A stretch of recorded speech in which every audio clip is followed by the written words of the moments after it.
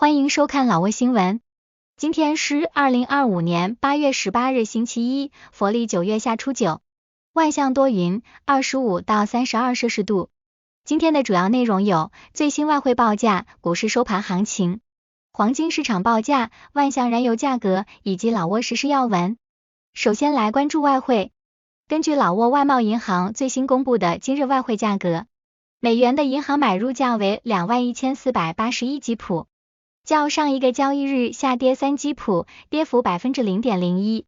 泰铢的银行买入价为661.53基普，较上一个交易日下跌 0.49基普，跌幅 0.07%。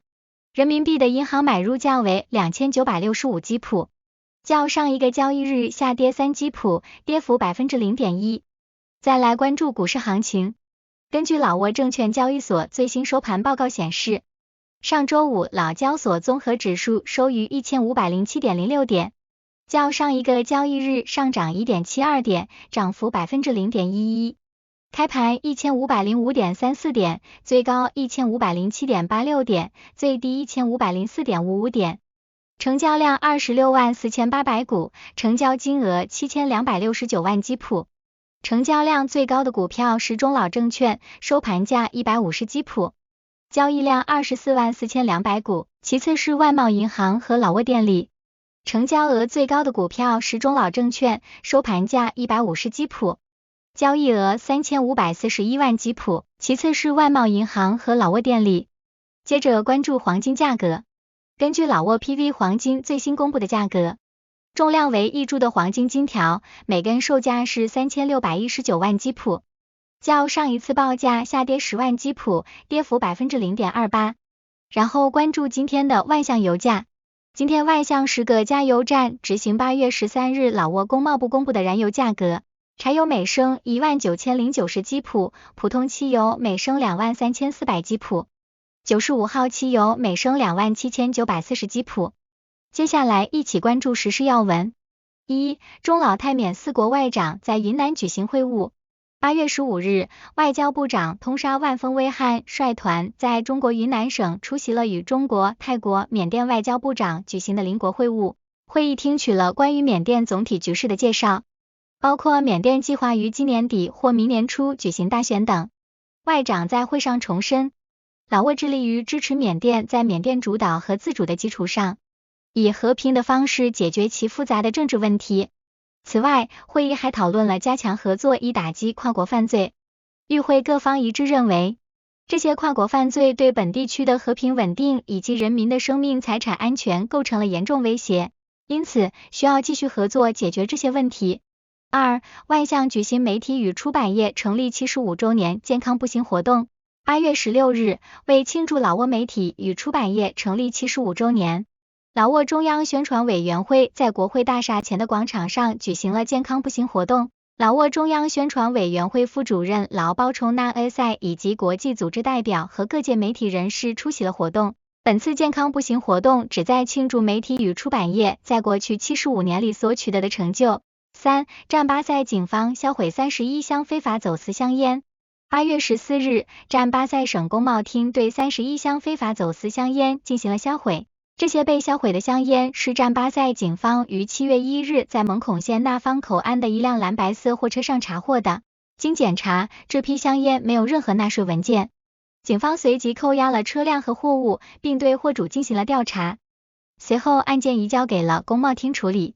在对这批香烟进行听证并与经济警察部门及货主举行联合会议后，货主同意缴纳罚款，并同意将这批总价值超过7400万基普的货物予以销毁。四、博交省警方查获大货车运毒800多万粒。8月14日，博交省公安指挥部禁毒警察部门的工作人员在南通检查站照常执勤。上午6点左右，警方对一辆从博交省开往万象的货运卡车进行了检查。该车司机为33岁的耶洛瓦亚，家住川矿省普昂县康开村。在对车辆进行检查时，警方在车上发现了藏匿的毒品，随即逮捕了司机，并将车辆带回博交省公安指挥部进行进一步搜查。经查，警方共查获冰毒4405捆，共计881万粒，重达881公斤。目前专案组正在对该案件进行调查审讯。5. 占巴塞省旅游从业人员完成导游技能提升培训。8月15日，占巴塞省举行了第3期省级导游培训结业仪式，30名旅游从业人员获得结业证书。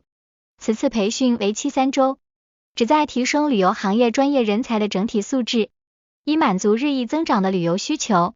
培训课程内容涵盖了急救知识、游客安全、旅游基础知识、专业沟通技巧、老挝历史文化等多个方面，分为理论和实践2部分。参训人员来自当地的旅游公司和省级导游协会，他们学习了泰语、汉语、法语、英语、越南语和德语导游技能。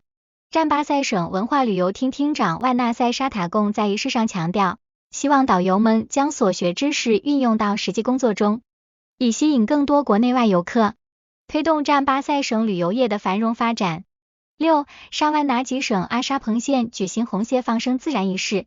8月14日，沙湾拿吉省阿沙彭县在纳古站村的东果芒自然保护区举行了红蟹放生自然仪式，县长温拉罗班岩及各部门代表、村民等参加了此次活动。此次活动旨在保护红蟹和其他野生动物，维护生态系统，同时发展当地的自然和文化旅游。本次放生的红蟹共有636只。县长强调，要继续保护和发展该区域，使其成为一个将文化与自然相结合的旅游胜地。最后，县领导及嘉宾共同剪彩并敲锣，正式启动了放生仪式。7. 巴瑟市要求拆除占用公共区域的摊位和建筑。8月15日，巴瑟市副市长格萨纳凯明沙瓦特率领城市秩序与环境整治委员会，在老城村开展了监督检查，并对违反城市管理规定的人员发出了警告记录。巴瑟市工贸办公室主任桑迪苏奥乔泰乔表示，此次检查旨在执行城市管理和秩序整治计划，维护巴瑟市的秩序与美观。委员会已发出警告，要求商贩们清除人行道上的障碍物，包括违规搭建的摊棚、摆放的商品、花盆、广告牌等。除了老城村，委员会还将继续在巴瑟市内的其他区域进行检查。桑迪苏奥乔泰乔强调，8月18日起，如果再有违规行为，将采取严厉措施，包括罚款和法律规定的其他处罚。8. 万象公共工程与运输局为快速公交司机举办驾驶培训。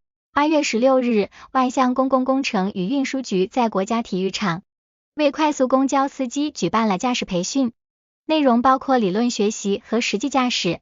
此次培训旨在为快速公交系统于8月底的试运行做准备。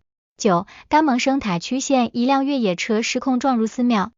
8月17日上午，在甘蒙生塔区县，一辆丰田越野车失控撞上了桥通寺的围墙。初步来看，寺庙的佛塔和围墙受损。